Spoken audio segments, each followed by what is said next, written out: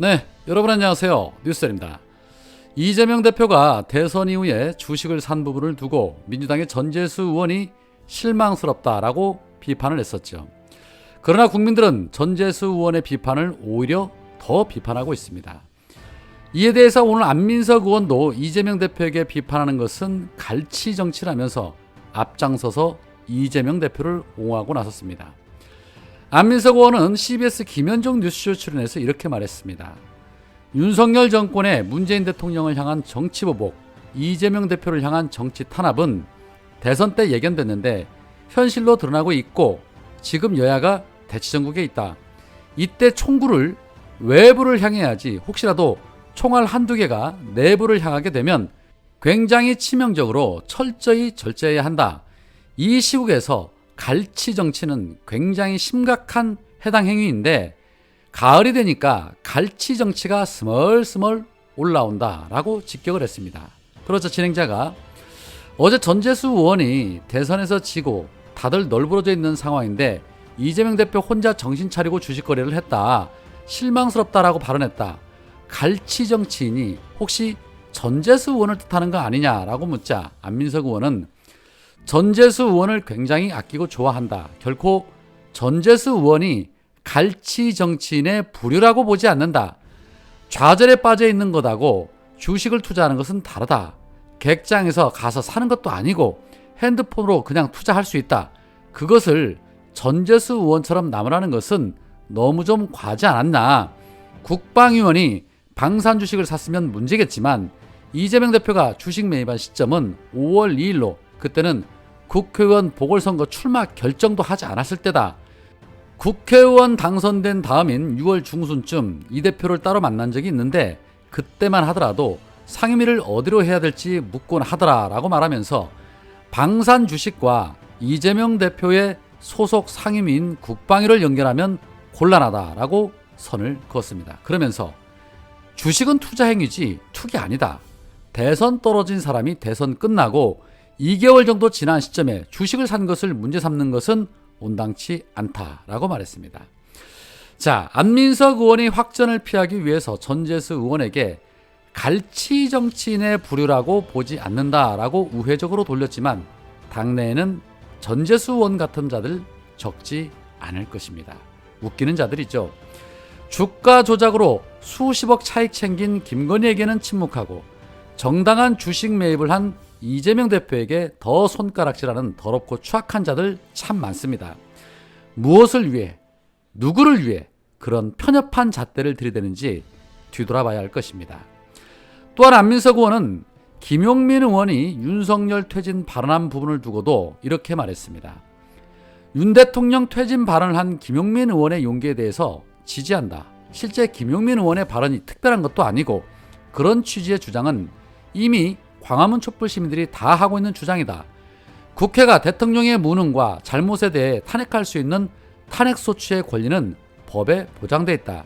지금 현재 국민은 국정농단이 또다시 되고 있는지 무속인이 국정에 개입하고 인사에 개입하고 있지 않은지 의혹을 갖고 있다.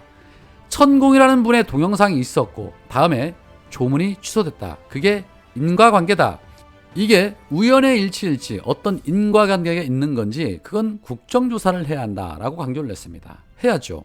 청문회든 국정조사든 특검이든 할 수 있는 건 다 해야죠. 천공이든 건진이든 국민들은 이 김건희와 관련된 수많은 의혹에 대해 그 진실이 무엇인지 너무너무 궁금합니다. 밝힐 수 있다라면 무엇을 해서라도 밝히면 좋겠습니다. 누구는 224번의 압수수색을 단행하고 누구는 단 한 건도 조사하지 않는 이런 추악한 나라가 어디 있단 말입니까? 자, 관련해서 오늘 이재명 대표의 공직선거법 위반 혐의에 대한 첫 공판 준비일이 열린 날입니다. 이재명 대표는 자신의 트윗에 탐사보도 매체 리포액트의 기사를 링크해서 올렸습니다. 허재현 기자가 쓴 이 리포액트는 수년간 수사했는데 없던 증인이 나타나기 시작했다. 이재명 조작 수사 대비해야 하는 이유라는 제목 하에 서울시 공무원 간첩 사건을 언급을 했고 또 지난 국정감사에서 그동안 없었던 진술이 윤석열 정부 들어서서 갑자기 나타났다고 증언했던 경찰청장의 예를 들었습니다. 또한 조작 수사 폭로가 있을 때마다 주목을 받았던 어미준 검사도 지적을 했습니다. 현재 이재명 대표 관련 수사를 지휘하고 있는 자 바로 어미준이죠. 이재명 대표가 이 기사를 공유한 이유 무엇인지 대한민국 국민이라면 누구라도 알 수 있는 부분입니다. 없는 죄를 만드는 재주는 대한민국 검찰이 세계 최고봉이라는 거 이미 삼척동자도 다 아는 사실입니다.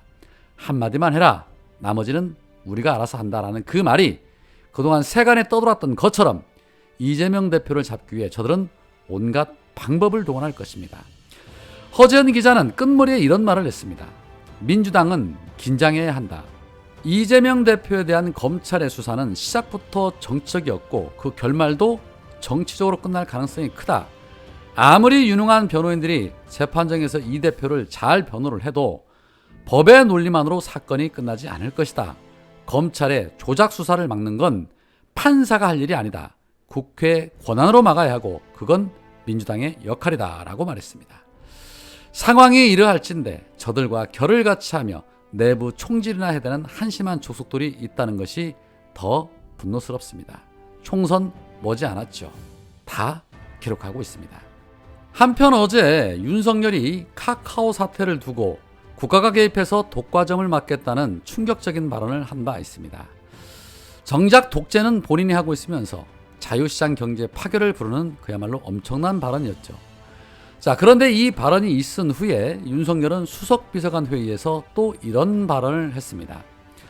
온 국민이 다 카카오톡을 쓰고 있고 공공기관들까지 쓰고 있지 않냐. 전쟁 같은 비상 상황에 카카오톡이 먹통이 되면 어떻게 할 것이냐라고 말했다고 합니다. 결국은 카카오 문제를 안보로 연결해 북한발 이슈로 돌리려는 그런 모양새 같습니다. 그리고 수석 비서관 할 때 회의하고 있는 윤석열의 저 자세를 한번 보십시오. 정말 눈 뜨고는 못 받을 지경입니다. 김정은보다 더 김정은스러운 저러한 모습, 그야말로 독재자의 전형적인 모습으로 보여집니다. 그런데 전쟁하고 카톡하고 무슨 연관성이 있습니까? 카톡 안 되면 문자하면 되는데 그걸 왜 안보하고 연결을 짓는지 모르겠습니다. 대선 전에는 조금 있으면 구인구직 앱이 나올 것이라고 발언했던 그 모습이 연상이 됩니다. 어쩌다가 이런 수준도 깜도 안 되는 사람을 저 자리에 앉히게 됐는지 참 답답스럽습니다.